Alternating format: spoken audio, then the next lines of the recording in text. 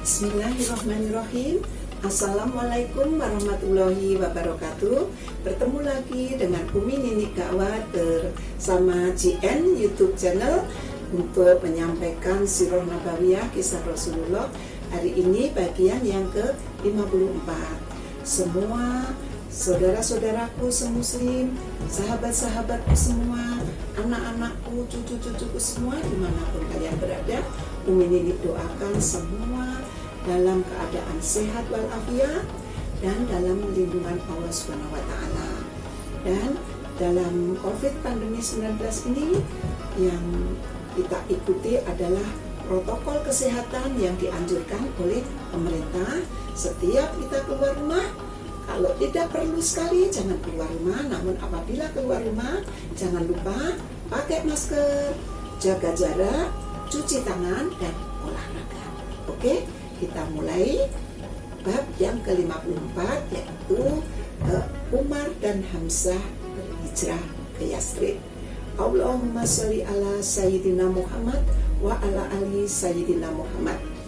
Akhirnya berangkatlah kaum muslimin secara berangsur-angsur berhijrah ke kota Yathrib.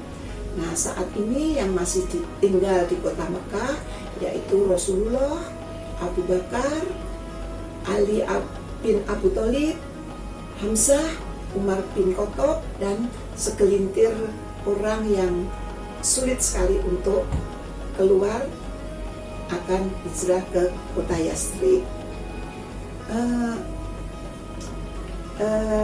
Pada waktu itu Abu Bakar minta izin kepada Rasulullah untuk berhijrah ke Yathrib. Namun Rasulullah menjawab bahwa jangan tergesa-gesa, mungkin saja Allah memerintahkan aku untuk berhijrah dengan seorang yang disertai oleh seorang kawan.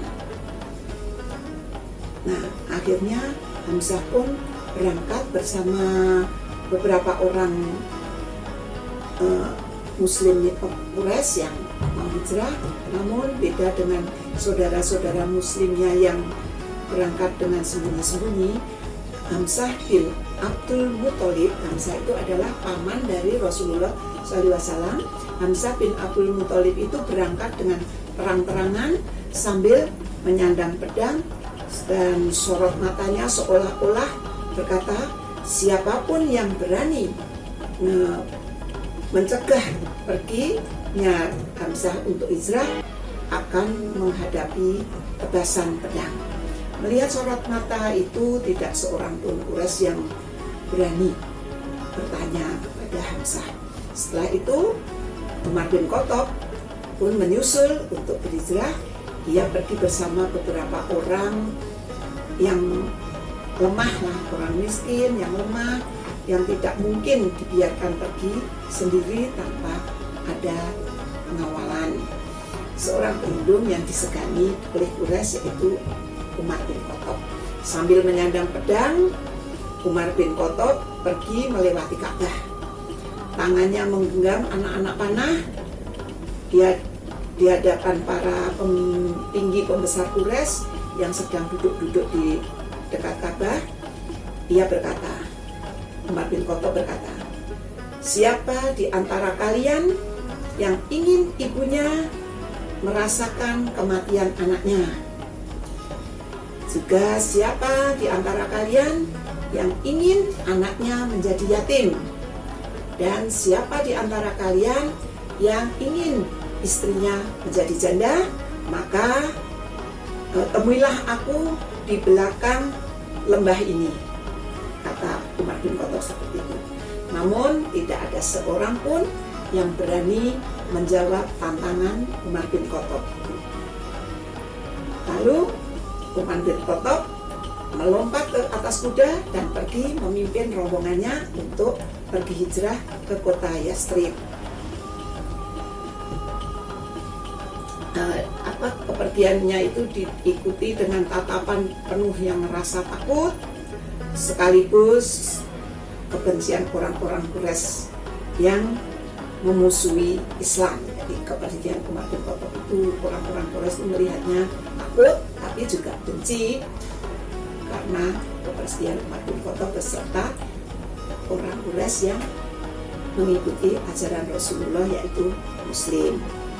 Ini tinggallah Rasulullah, Abu Bakar, dan Ali bin Abi Thalib yang belum berhijrah ke kota Yathrib.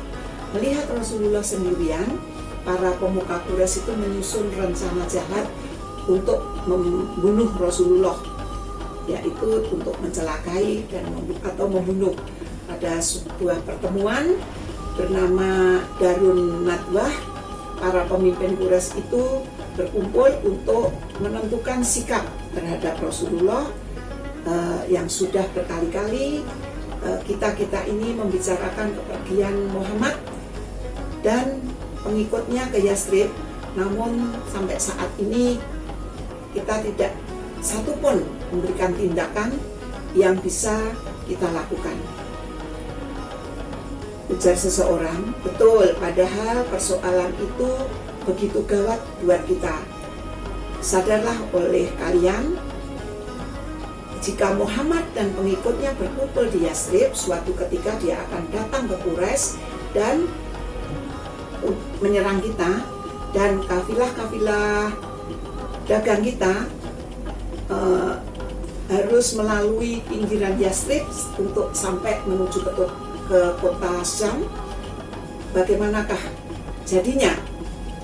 Perdagangan kita pasti akan mereka tutup, kata dari mereka, dan kita akan kelaparan dan menderita persis seperti yang kita pernah mengurung Muhammad dan keluarganya beberapa tahun di Si'ib Abu Thalib.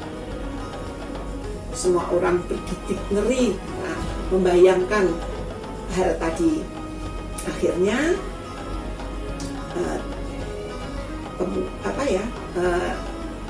kemungkinan itu sejenak tidak seorang pun tahu harus berkata apa, sampai akhirnya seseorang memecahkan keheningan. Kita harus segera bertindak, kemukakan usul kalian tentang apa yang harus kita lakukan.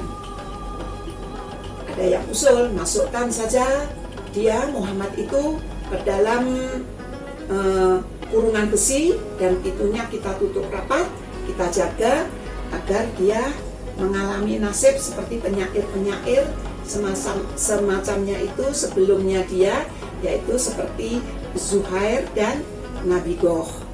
Namun pendapat ini tidak mendapatkan dukungan yang lain. Kita usir saja dia, buang saja dia keluar dari Mekah. Juga tidak ada yang menyetujui. Kalau dia dibuang, nanti dia bisa bergabung dengan pengikutnya di Yathrib. Akhirnya mereka menyetujui usul Abu Jahal, yaitu usul Abu Jahal itu ambil seorang anak muda dari semua kabilah yang tangguh, yang perkasa, yang terpandang dari setiap suku tadi. Kemudian suruh mereka menusuk Muhammad bersama-sama dengan pedang yang sudah diasah paling tajam. Itulah usulan dari Abu Jahal, Abu Lahab. Bani Abdul Manaf dan Bani Hashim tidak akan bisa membalas kematian Muhammad karena seluruh suku di sini terlibat dalam pembunuhan. Jadi sukunya tadi kan sudah semua pemudanya semua sudah terlibat dalam pembunuhan. Paling-paling kita hanya menggantikan membayar ganti rugi, maksudnya seperti itu, yang bisa kita tanggung bersama. Itulah usulan Abu Jahal yang begitu kejam sehingga disetujui oleh semua pembesar-pembesar Quraisy. Demikianlah pertemuan kita pada sore hari ini, bab yang ke-54. Kita bisa bertemu lagi besok dalam bab yang ke-55. Namun jangan lupa untuk melihat sirah Nabawiyah Umi Nini Gawat, like, komen, subscribe, dan bagikan. Terima kasih. Kita tutup doa dengan doa kafaratul masjid. Subhanaka Allahumma subhanaka Allahumma wa bihamdika ashadu alla ilaha illa anta astaghfiruka wa atubu ilaika. Apabila ada tutur kata yang salah mohon dimaafkan. Billahi taufiq wal hidayah. Wassalamualaikum warahmatullahi wabarakatuh.